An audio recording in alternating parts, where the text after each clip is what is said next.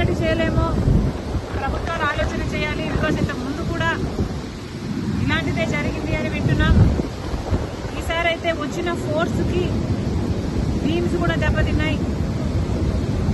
ఇది సామాన్యమైన దెబ్బ కాదు. ఇంత హిస్టారికల్ బ్యారేజ్, ప్రకాశం బ్యారేజ్కి ఇంత పెద్ద దెబ్బ తగిలింది అంటే దీన్ని చాలా సీరియస్గా తీసుకోవాల్సిన అవసరం ఉంది.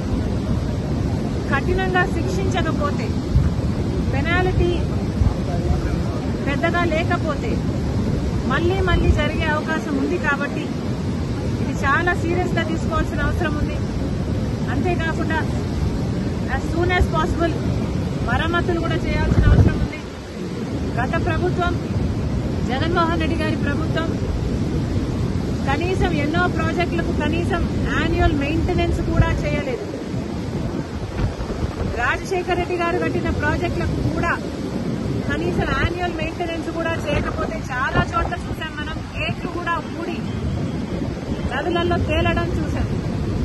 అలాంటి పరిస్థితులు రాకుండా ఈ ఒక్క బ్యారేజ్కే కాదు, మిగతా ప్రాజెక్టులు అన్నీ కూడా రాష్ట్రంలో ఎక్కడెక్కడ ఏమేమి అవసరాలు ఉన్నాయో ముఖ్యమంత్రి దృష్టి పెట్టాల్సిన అవసరం ఉంది. వాటన్నిటినీ కూడా నివారించిన అవసరం ఉంది. మరొకసారి ఇంత వరద, ఇంత ఘోర విపత్తు వస్తుందని ఎవరమో ఊహించలేదు.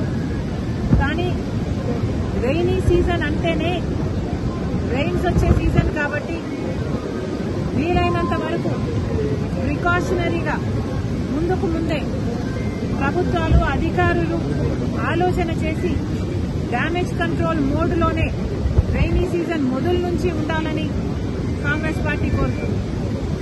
ఈ బ్యారేజ్కు సంబంధించి వెంటనే చర్యలు తీసుకోవాలి. ఎవరు దీనికి అకౌంటబుల్లో, ఎవరు దీనికి రెస్పాన్సిబుల్లో వెంటనే కనుక్కోవాల్సిన అవసరం ఉంది.